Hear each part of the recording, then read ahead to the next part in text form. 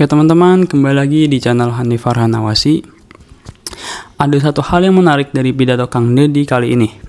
Bukan hanya isi pesannya yang menjadi perhatian, tetapi juga bagaimana respon para audiens sepanjang acara berlangsung. Dari awal hingga akhir, perhatian mereka terlihat begitu terarah kepada apa yang sedang disampaikan.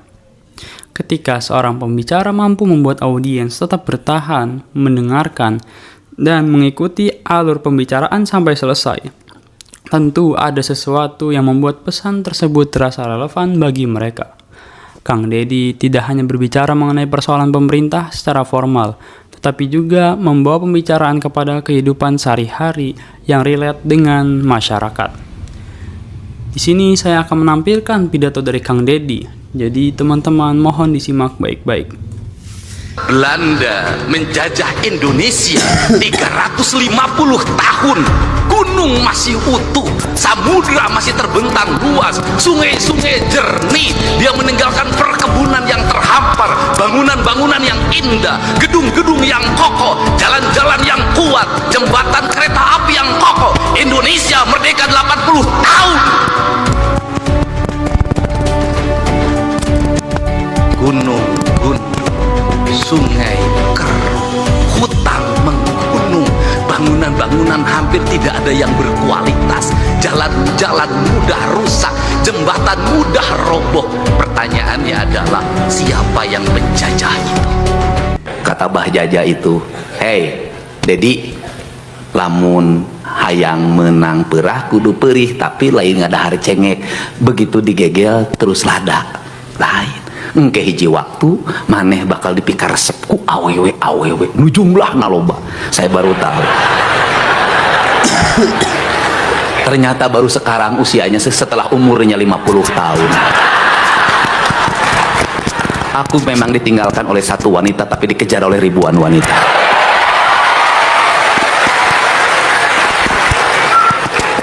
Tapi sayang, cintaku tak akan pernah berlabuh pada yang lain kecuali Hyang Sukma Ayu. Dan sampai hari ini Hyang Sukma Ayu sambil menunduk bubuk dada mengatakan, "Ayah, jangan nikah lagi." Kenapa? Ayah punya Hyang. Hyang tidak mau ada saingan. Demi untukmu, aku rela untuk tidak nikah lagi di depanmu. Semangat! Jadi saya tuh ngajarin apa sih anak-anak Jawa Barat itu? Saya keberhasilan saya tidak mengabdi, saya berhasil. Saya ingin menjadi keberhasilan anak-anak Jawa Barat. Saya ingin nanti ada gubernur Jawa Barat setelah saya bernama Udin.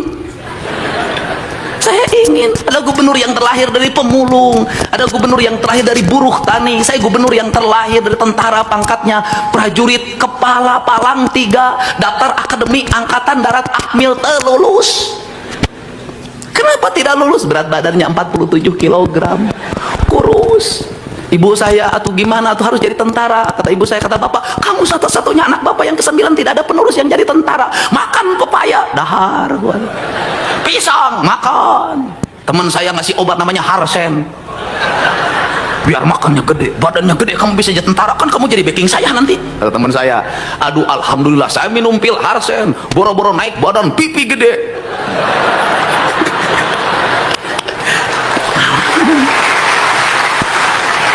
Daftar secaba telulus. Akhirnya saya pindah ikut kakak saya, tinggal di rumah kontrakan, rumahnya mau roboh, tiap hari saya hanya makan nasi dan garam. Setelah itu apakah saya berhenti? Tidak. Saya bilang ke kakak saya, mau kuliah di sini aja, STH Purnawarman Purwakarta. Uangnya dari mana, Ded?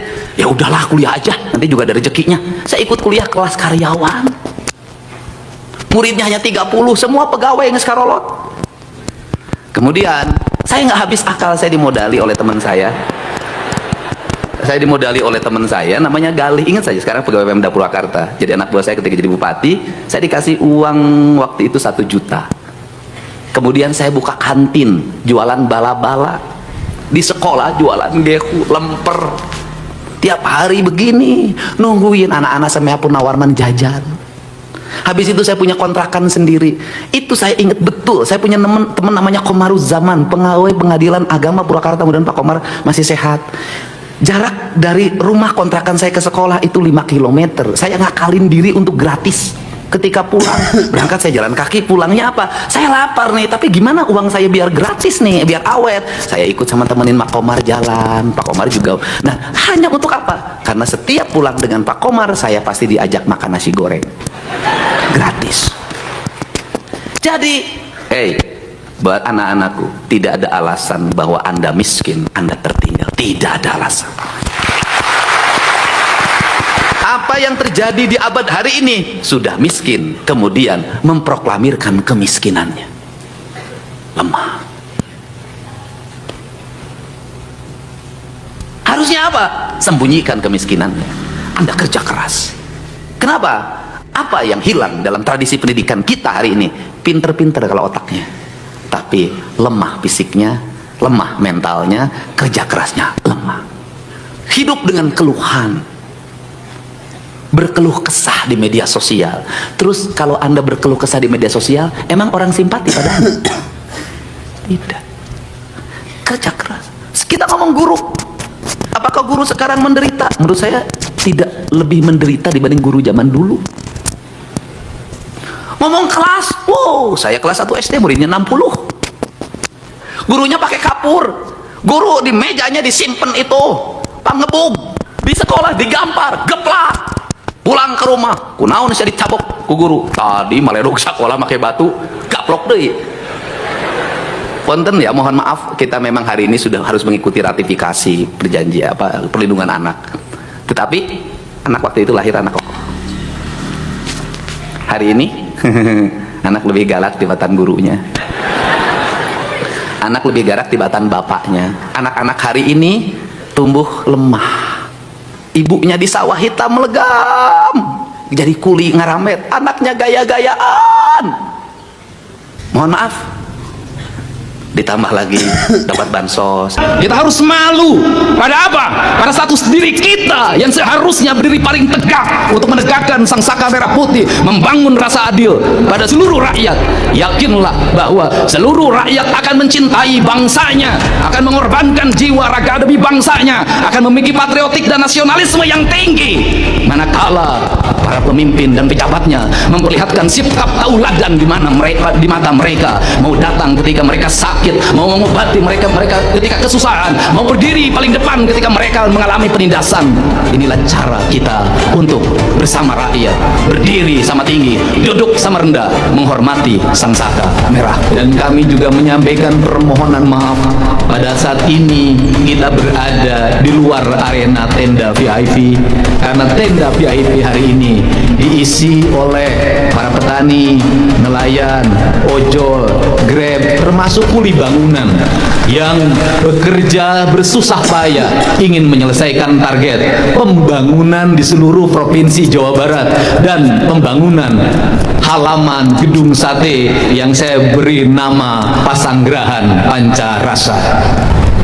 Di hari kemerdekaan yang ke-81 ini, kami menyampaikan permohonan maaf kepada seluruh masyarakat Jawa Barat yang berada di Jawa Barat, di luar Jawa Barat, di luar daerah provinsi Jawa Barat, bahkan sampai di luar negeri untuk mencari nafkah.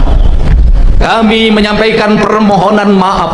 81 tahun Indonesia merdeka, kami belum bisa memerdekakan seluruh rakyat Jawa Barat. Masih ada 80.000 rakyat Jawa Barat yang sampai hari ini belum memiliki jaringan listrik, sehingga ketika malam dia kegelapan. Dan 2027 akan kami selesaikan.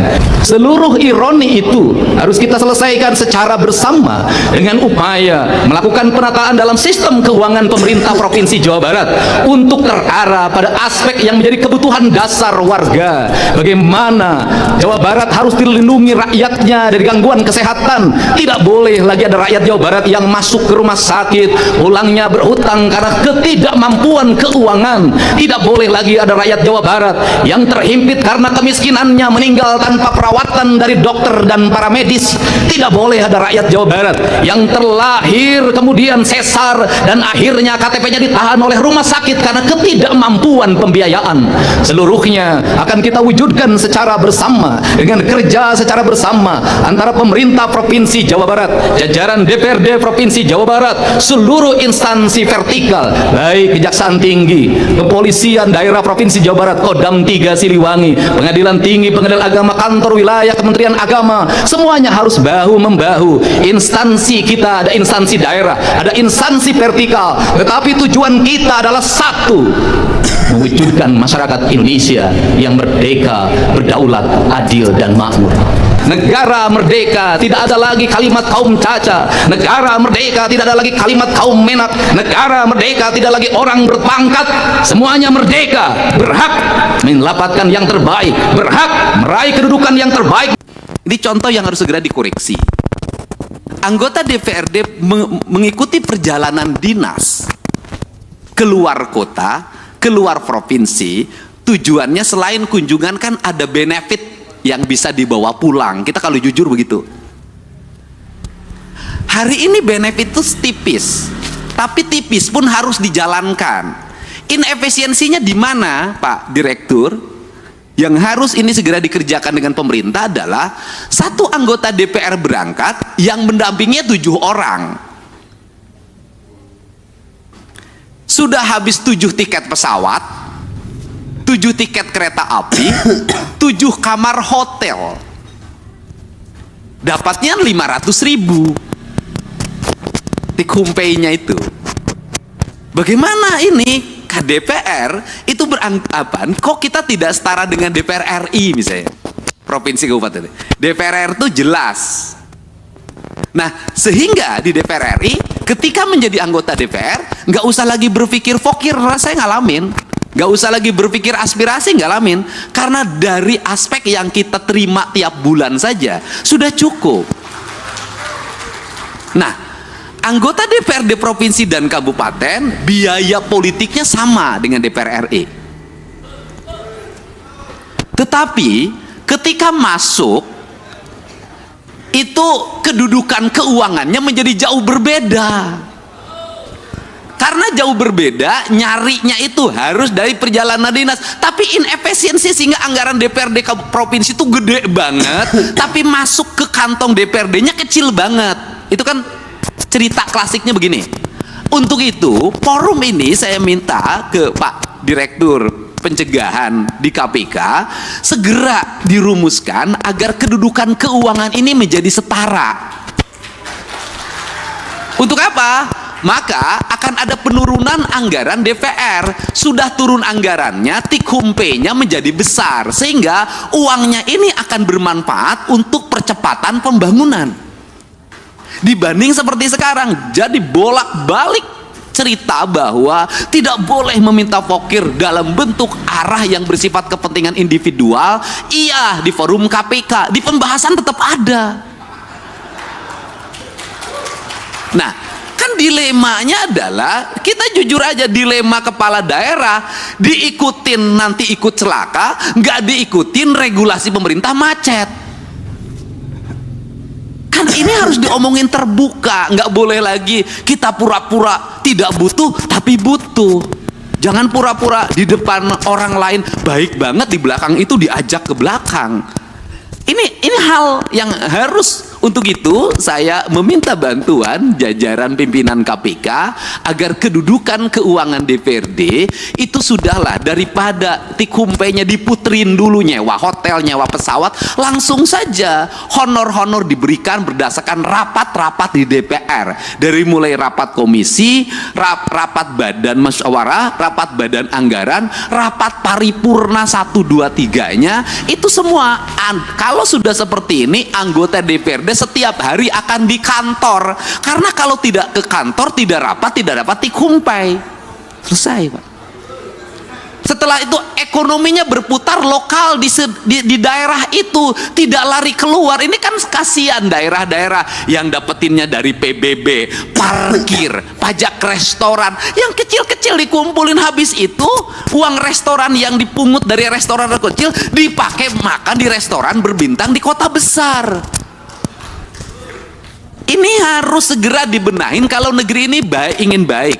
Nah, kelemahan dari DPRD provinsi dan kabupaten tidak bisa membuat aturan sendiri, karena seluruh aturannya dibuat oleh kementerian. Beda dengan DPR RI, bisa ngundang kementerian, langsung aturannya bisa direvisi. Itu bedanya. Modalnya sama, kedudukannya berbeda. Ini pertama. Yang kedua, di internal birokrasi ada inefisiensi birokrat. Apa itu? Jumlah pejabatnya banyak. Jumlah orang yang memiliki golongan 4B, 4C, 4D-nya itu banyak.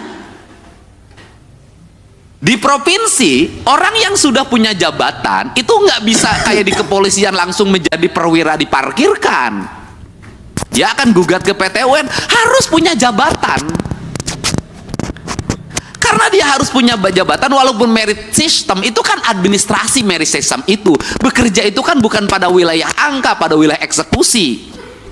Nah, akhirnya di hampir semua pemerintah daerah itu memiliki struktur jabatan yang sangat banyak, memiliki jumlah penjabat yang sangat gemuk, kemudian juga sistem pengelolaan birokrasinya, tunjangan terhadap pegawainya adalah tunjangan kinerja.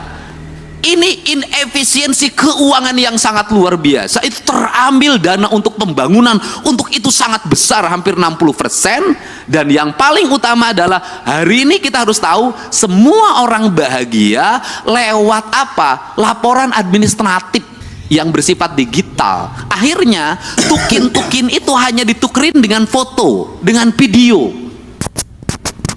Tukin dengan foto dan video yang tidak berbasis praktis dan kebutuhan publik itu memiliki dampak yang luas terhadap rendahnya layanan birokrasi. Nah, kalau bicara rendahnya layanan birokrasi, apa sih yang dituntut oleh masyarakat terhadap pejabat publik? Ceritanya itu tidak panjang mereka itu. Satu, mereka pasti bercerita pengen punya jalan yang baik. Dua, pasti pengen punya cerita, punya layanan kesehatan yang memadai. Semakin dipilih oleh rakyat, maka rakyat ingin selalu free. Free puskesmas, free rumah sakit, kemudian free sekolah, semua free. Seluruh free ini juga, mohon maaf, tidak berbanding terbalik dengan perilaku publik. Satu sisi negara mengeluarkan uang sedemikian besar untuk layanan publik, tapi publik juga tidak punya kesadaran untuk membangun postur dirinya. Saya berikan contoh, negara memberikan layanan terhadap layanan pendidikan free dari SD sampai SMA, terutama di sekolah pemerintah, free. Tetapi di sisi lain, anak-anak sekolah kita uang jajannya 25.000 sampai 30.000. Tidak berbanding terbalik antara apa? Peningkatan ekonomi rakyat dengan beban belanja pemerintah yang tinggi. Akhirnya beban pemerintah belanja yang tinggi, rakyatnya juga tidak berikan edukasi untuk melakukan efisiensi dalam hidupnya. Akibatnya laju pertumbuhan ekonominya rendah dan konsumtif. Nah, hari ini tuntutan negara itu hanya mengarah pada pejabat negara. Selalu katakan ganti pemerintah, ganti gubernur, ganti bupati. Kalau menurut saya, dalam analisis saya, rakyatnya juga harus diganti. Nggak bisa, Pak. Model pendekatan warga seperti hari ini, apalagi model pendekatan media sosial yang saya jalani dan saya lihat, nggak bisa jadi pemimpinnya kalau tidak memiliki tangan besi. Publiknya juga harus diedukasi. Bukan hanya pejabat publiknya, bukan hanya anggota DPR-nya, publiknya harus diedukasi. Saya memberikan contoh, misalnya pelaporan ke KPK. Saya sampaikan ke Pak Direktur, apakah murni didasarkan pada orang yang konsen pada pada korupsi? Tidak. Kebanyakan orang yang tidak terpuaskan, kalah tender, lapor KPK. Kalau menang nggak lapor. anaknya tidak diterima di SMA negeri, pakai kata belece, langsung besoknya bongkar korupsi kepala sekolah. Nah, hari ini saya sampaikan ke Pak Direktur, korupsi bisa terjadi di desa. Kenapa? Setiap hari kepala desa didatengin orang yang mengaku ormas, orang yang mengaku LSM, orang yang mengaku wartawan. Itu sekali datang 10 orang, cepet itu dikasihnya. 1 juta tuh kepala desa sehari. Kemudian di kabupaten, kalau bupati, wali kotanya nggak tahan, pasti banyak orang yang mengaku A, mengaku B, itu melakukan tekanan dan nyari salah. Kemudian setelah itu dia bergaining, dapat jatah di kerjasama A, kerjasama B, kerjasama C. Nah, ini yang jadi problem adalah Pak Direktur, gubernurnya punya daya tahan, misalnya para bupatinya punya daya tahan, tapi kepala SKPD-nya itu belum tentu punya daya tahan. Kenapa? Gubernur enak, SKPD-nya tinggi Pak, jauh jaraknya ke masyarakat. Kalau bupati wali kota itu dekat ke tetangganya, didatengin tiap hari, pusing, akhirnya dilayanin. Jadi pemerintah ini yang terjadi di Indonesia hari ini adalah semakin dia strukturnya makin rendah, tingkat resikonya makin tinggi, sorotan publiknya makin tajam, biayanya makin rendah. Sehingga ini problem yang harus segera dibenahi. Untuk itu, terakhir, apa sih sebenarnya solusi dari ini semua untuk membalik branding publik, kemudian agar terarah? Tidak ada jalan lain bagi pemerintah untuk memanfaatkan platform media sosial secara terbuka. Kalau saya nantang-nantangan aja, sudah saja APBD kita di YouTube kan, di TikTok kan, di IG kan, sampaikan detail itu anggaran secara terbuka, kasih gelondongannya, mereka suruh baca sendiri, karena dengan itulah sesungguhnya brand atau trust, kepercayaan akan tumbuh. Karena orang Indonesia itu punya tradisi, semakin diceritakan, semakin dijelaskan, maka dia semakin tidak peduli, semakin ditutupi, semakin penasaran. Dan orang Indonesia itu seneng penasaran. Semakin ditutupi, itu semakin penasaran, semakin diintip. Jadi kalau pintunya dibuka nggak berani masuk orang Indonesia. Tapi kalau pintunya dibuka dikit, orang Indonesia tuh seneng masuk karena ini penasarannya. Jadi itu. Cuman yang terakhir dibalik itu semua juga bahwa seluruh keterbukaan harus diimbangi juga dengan tingkat kesejahteraan aparatur dengan baik di luar ASN. Justru menurut saya yang berat dihadapi itu adalah para politisi. Standarisasinya tidak ada, tuntutan publiknya kuat, resikonya tinggi. ASN itu ada standarnya, politisi itu nggak ada standarnya. Ini problem. Politisi itu nggak bisa membedakan mana gaji, mana operasional. Kenapa? Karena gaji dan tunjangannya adalah operasional. Itu problem. Nah, itu bagaimana solusinya, Pak Direktur? Solusinya begini saja menurut saya. Daripada operasional digabungkan dianggap sebagai tunjangan bagi para pejabat negara, lebih baik dikasih float. Dari total APBD yang dimiliki, berapa plot yang disiapkan oleh pemerintah dalam bentuk nilai, misalnya gubernur itu misalnya taruhlah 5 miliar atau 10 miliar, yang itu bisa didisposisi untuk menyelesaikan problem-problem sosial secara langsung agar dia bisa eksekusi. Kenapa? Kalau saya barangkali bisa turun eksekusi, wajar lah. Kenapa? Karena saya punya platform media sosial yang memiliki nilai. Tapi kan tidak semua para gubernur punya, tidak semua para bupati punya. Ketika mengeksekusi ke lapangan, ada banjir, bendungannya harus diambil alih hari ini, alat beratnya harus diturunkan, sembakonya harus dikeluarkan. Kepala daerah yang taat asas terhadap anggaran tidak akan bisa berbuat apa-apa. Kenapa? Belum dibahas, belum ada pengajuannya. Nah, dia harus bergerak nyari kemana. Tidak semua daerah kaya, tidak semua daerah punya perusahaan yang digerakkan bayar CSR-nya. Banyak yang pas-pasan. Dia nyaris mati karena tidak punya langkah eksekusi yang bersifat benar menurut negara. Ini yang mesti saya katakan, harus ada platform yang bisa dikeluarkan oleh pemerintah yang itu darurat dan diaudit secara baik oleh BPK dan BPKP serta bisa dipertanggungjawabkan. Sehingga apa? Kepala daerah itu bisa tampil menyelesaikan masalah. Kenapa kepala daerah jarang turun? Kalau turun itu tuntutannya banyak. Kalau nengok banjir nggak cukup di banjir, sembakonya, penanganan mesinnya, segala macam. Nah, kepala daerah yang tidak siap dengan fiskal tunai itu nggak mungkin. Yang kemarin aja belum balik, apa harus keluar lagi? Kan itu loh. Nah, ini fakta-fakta yang mesti didiskusikan bersama, karena tugas pencegahan adalah mencegah seluruh aparat pemerintah untuk tidak berbuat yang bersifat koruptif dengan cara membuat ruang fiskal agar para kepala daerah memiliki kecukupan fiskal untuk menyelesaikan setiap problem publik yang terjadi. Barangkali itu pengantar dari saya. Semoga pertemuan ini menjadi pengantar dan pencerahan, dan kita menginginkan tidak ada satupun orang yang menjadi pejabat negara ingin dipanggil oleh direktur penyidikan. Tidak ada. Semuanya ingin diundang oleh direktur pencegahan. Enaknya direktur pencegahan tuh bisa senyum-senyum, bisa pegang-pegang, bisa peluk-peluk. Kalau Pak Ujang direktur penyidikan nggak akan sebaik ini. Gitu loh. Untuk itu saya ucapkan terima kasih. Saya mohon maaf yang sebesar-besarnya.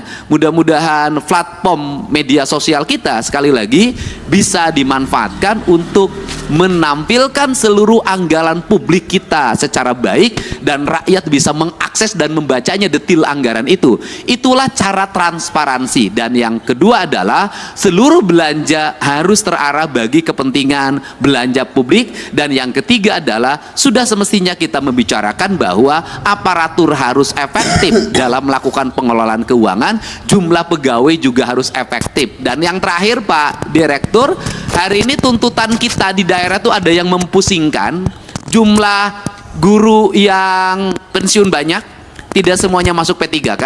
Pemerintah harus menyekolahkan anaknya, kalau saya dinargetkan sampai SMA, tapi pemerintah hari ini bingung, ngangkat P3K tidak bisa, ngangkat honorer tidak bisa, sedangkan jumlah muridnya semakin banyak dan tidak bisa semuanya punya sekolah negara menyiapkan. Itu juga problem. Untuk itu saya ucapkan terima kasih. Wallahu muwaffiq ila aqwamit thoriq. Assalamualaikum warahmatullahi wabarakatuh. Sampurasun. Waalaikumsalam warahmatullahi wabarakatuh. Terima kasih. Berikan aplaus kembali untuk Pak Gubernur Jawa Barat, Bapak Deddy Mulyadi. Baik, terima kasih atas sharingnya Bapak. Ada beberapa hal tadi, efektivitas pemerintahan merupakan suatu tujuan, dan beberapa hal tadi yang sudah disebutkan dari Pak Gubernur. Salah satunya penggunaan, mungkin saatnya kita sudah Nalar dan rasa. Semua orang bicara anggaran, semua orang bicara keuangan. Dia lupa bahwa di balik anggaran ada rasa dan cinta yang bisa mengadakan yang ada, mentiadakan yang tiada. Kerangka itu adalah koreksi diri. Dan saya memutuskan terhadap desa itu memberikan hukuman. Saya tunda bantuan desanya karena desanya tidak mampu ngurus warganya. Kerangka ini harus dibangun. Kenapa? Kita bertugas mengemban amanah, titah dari Allah. Seluruh titah dari Allah harus kita pahami apa yang kita lihat dalam rangkaian peristiwa alam. Maka cerita Jawa Barat yang dulu bersama Banten pasti dimulai dari Tarumanegara. Tarumanegara menceritakan tentang apa? Tarumanegara menceritakan tentang kepemimpinan yang mengelola air, kepemimpinan yang mampu mengelola sumber daya sungai, yang mengelilingi daerah Bekasi yang diawali dari Bogor. Maka Tarumanegara menceritakan tentang peradaban air, di mana kepemimpinan mampu menguasai hulu sungai dan daerah aliran air, serta muara yang pada akhirnya bisa menguasai lautan utara. Cerita itu bukan cerita mistik, tetapi cerita fakta bahwa bangunlah peradaban Jawa Barat dengan apa? Melakukan normalisasi sungai di kali-kali Bekasi, di kali-kali Bogor, karena itu adalah bentuk peradaban. Dan hari ini tata ruangnya berubah, di mana sungai-sungai berubah peruntukannya, di mana sawah-sawah berubah peruntukannya, pemukiman menghampar di Kabupaten Bekasi, di Kota Bekasi dan Karawang, banjir dalam setiap waktu, kemiskinan tidak terselesaikan, perbedaan kaya yang miskin terus menganga. Kenapa? Salah dalam melakukan tata ruang. Litbang Kompas mengatakan salah satu titik kelemahan dari kepuasan 85% adalah dua hal. Pertama adalah ekonomi, yang kedua adalah lapangan pekerjaan. Lapangan pekerjaan terjadi, berebutannya di daerah industri. Kenapa itu terjadi? Karena kita lupa membangun konektivitas. antara pendidikan dan lingkungan, pendidikan dan industri, antara dunia IT dengan keadaan masyarakat. Apa yang menjadi kelemahan masyarakat Jawa Barat? Matematika dasarnya lemah, sehingga ketika seleksi mereka kalah. Kerangka itu maka bergeser. Orang bercerita tentang Galuh. Cerita tentang Galuh bercerita tentang apa? Bercerita tentang bagaimana sebuah Tatar Selatan dibangun dalam kekuatan empati publik, di mana ada heroisme pengorbanan seorang manusia demi kemanusiaan, demi keadilan, yang pada akhirnya Galuh menceritakan tentang apa? Persenyawaan antara utara dan selatan, persenyawaan antara budaya pegunungan dengan budaya pesisir. Dan kemudian ada kesadaran kolektif tentang Pakuan Pajajaran. Kemudian di situ bicara tentang apa? Tentang budaya menulis di atas batu. Budaya menulis di atas batu mencerminkan apa? Sang Hyang Siksa Kandang mengatakan, Rama itu perumpamaannya itu seperti tanah, Resi seperti air, Prabu itu seperti batu. Maka Gurat Rama adalah civil society, keluarga yang harmonis adalah gurat tanah. Kepemilikan hak atas tanah adalah kekuatan sendi yang utama bagi sebuah masyarakat civil society. Gemah ripah, repeh rapi. Tidak mungkin civil society itu menguasai sebuah wilayah dan dia tidak memiliki hak pemukiman. Maka kebijakan berikutnya adalah hak kepemilikan atas tanah yang melahirkan hak kepemilikan pemukiman yang layak. Itu harus menjadi sendi utama. Disitulah Rama. Resi adalah lambang dari guru, dosen. Maka dia punya karakternya air. Dia jernih, dia menenangkan, kemudian dia mensucikan. Seluruh rangkaian itu ada dalam piranti-piranti independensi pendidikan, independensi yang harus dibangun, di mana guru tidak boleh berpihak pada apapun. Maka guru berpihak pada satu, kebenaran yang objektif. Kemudian Prabu, maka Prabu itu adalah gurat batu. Maka dia menulis dalam batu, meskipun menulisnya sulit, meskipun banyak tantangan yang dihadapi, meskipun ada gelombang penentangan yang berlangsung, tetapi seorang Prabu harus punya keyakinan bahwa yang dia tuliskan adalah bukan untuk dirinya, yang dituliskan bukan untuk popularitinya, yang dia tuliskan bukan untuk elektabilitinya, yang dia tuliskan adalah cerita catatan masa depan, di mana kepemimpinannya menjadi legacy bagi pewarisan kepemimpinan ke depan. Lahir orang yang mencerdaskan lewat tulisan itu. Maka itu ada dalam cerita Galuh Pakuan. Kemudian kita akhirnya memasuki sebuah era di mana Kacirbonan menebarkan sebuah nilai baru, nilai menyempurnakan tradisinya orang Jawa Barat yang memiliki spirit silih asa, silih asi, silih asu. Nu jauh urang deketkeun, geus deket urang layutkeun, geus layut urang paheutkeun, geus paheut silih wangikeun. Sebuah nilai yang dia terbangun dalam harmoni Tatar Sunda. Tetapi ada nilai syar'i yang harus disempurnakan. Maka cipta rasa, sirna rasa, menyempurnakan rasa yang dimiliki oleh orang Sunda, yang terdiri dari entitas-entitas yang hari ini memiliki keragaman dalam kebudayaan. Karena rasa, maka rasalah sebagai sendi utama untuk mengayuh pembangunan yang melahirkan gelombang kepemimpinan Sumedang Larang, Subang Larang. Sebuah nilai yang kita memasuki era POC, kita memasuki era kemerdekaan, maka sintesanya adalah pembangunan tidak bisa didasarkan hanya pada pikiran teknokratik. Dalam bahasa kebudayaan, pembangunan tidak hanya mengandalkan saring-seknya iket, tapi pembangunan harus dibangun dalam kekuatan kancing caring-cingnya kancing.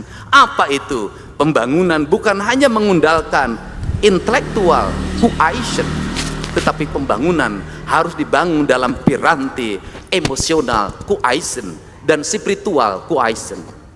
Seluruh nilai-nilai itu adalah sistem nilai pendidikan yang diajarkan dalam ajaran Pancawaluya. Maka manusia Sunda itu adalah manusia yang cager, bager, bener, pinter, singer. Maka Pancawaluya harus dibangun dalam sebuah gerbang.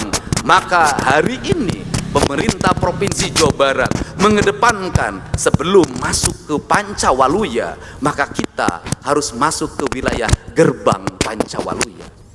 Maka gerbang itu bertujuan mengantarkan sebuah nilai ajaran yang pada akhirnya manusia Sunda, manusia Jawa Barat itu apa?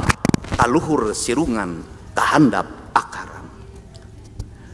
Kerangka inilah pijakan pembangunan yang kita tata. Pembangunan harus mampu melahirkan sirung, yaitu tumbuhnya benih-benih baru, tumbuhnya bunga baru, tumbuhnya buah baru, melahirkan metamorfosis ke depan. Itu yang disebut dengan.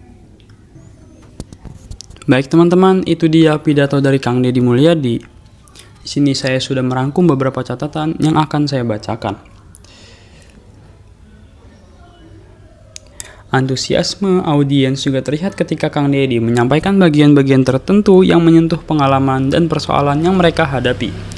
Disinilah komunikasi seorang pemimpin menjadi sangat penting. Seorang pemimpin bukan hanya dituntut mampu berbicara di depan banyak orang, tetapi juga harus mampu membuat masyarakat merasa bahwa apa yang disampaikan memiliki hubungan dengan kehidupan mereka. Dan mungkin itulah salah satu alasan mengapa perhatian audiens tetap terjaga sampai akhir. Mereka tidak sekadar datang untuk mendengar sebuah pidato, tetapi seperti sedang mengikuti sebuah percakapan yang berkaitan dengan kehidupan mereka. Yang juga menarik adalah suasana ketika pidato mulai memasuki bagian-bagian yang lebih emosional. Audiens tampak memberikan respon, baik melalui perhatian, ekspresi, maupun reaksi terhadap pesan yang disampaikan. Tentu, kita tidak bisa mengukur isi hati setiap orang hanya dari ekspresi mereka. Namun, antusiasme yang terlihat setidaknya menunjukkan bahwa komunikasi yang dibangun berhasil menarik perhatian. Dan menurut saya, ini menjadi pelajaran penting dalam kepemimpinan. Pidato yang baik bukan selalu pidato yang menggunakan kata-kata yang rumit. Justru terkadang pesan yang sederhana tetapi disampaikan dengan ketulusan. Contoh yang dekat dengan kehidupan dan bahasa yang mudah dipahami dapat jauh lebih mudah diterima di masyarakat. Karena rakyat tidak hanya ingin mendengar janji, mereka ingin memahami apa yang sedang terjadi. Mereka ingin didengarkan, dan mereka ingin melihat bagaimana seorang pemimpin memahami persoalan yang mereka hadapi. Maka ketika audiens tetap bertahan mendengarkan sampai akhir, kita bisa melihat bahwa ada komunikasi yang berhasil terbangun antara pembicara dan pendengarnya. Pada akhirnya, sebuah pidato bukan hanya tentang siapa yang berdiri di atas panggung. Pidato adalah tentang pesan yang sampai kepada hati dan pikiran orang-orang yang mendengarkannya. Dan jika setelah acara selesai, audiens masih mengingat pesan yang disampaikan, masih membicarakannya, bahkan terdorong untuk melakukan sesuatu yang positif, maka disitulah sebuah pidato benar-benar memiliki makna. Itulah yang menarik dari pidato Kang Deddy kali ini. Bukan sekadar bagaimana ia berbicara, tetapi bagaimana para audiens memberikan perhatian dan mengikuti pesan tersebut hingga akhir. Mungkin itu saja hal-hal yang dapat saya sampaikan. Jika ada salah kata, mohon dimaafkan. Wassalamualaikum warahmatullahi wabarakatuh.